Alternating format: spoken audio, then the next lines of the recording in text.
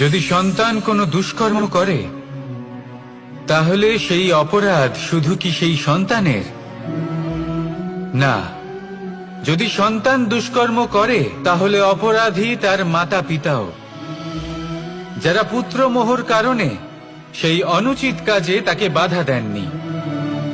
অপরাধী হলেন তার পিতামহ, যিনি নিজের কর্তব্যবোধের কারণে নিজের পরিবারের যত্ন নেননি, যিনি সন্তানকে কখনো শাস্তি দেননি।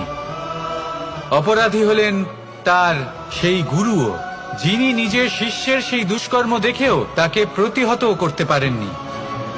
একজন হবু রাজার কর্তব্য হলো নিজের প্রজার কাছে সে যেন এক উদাহরণ প্রস্তুত করতে পারে, কিন্তু যদি এত অনুচিত উদাহরণ প্রস্তুত হয়ে থাকে তাহলে মা বাবার, বাড়ির বয়োজ্যেষ্ঠদের কর্তব্য হলো ওনারা যেন সেটা সেখানেই থামায়,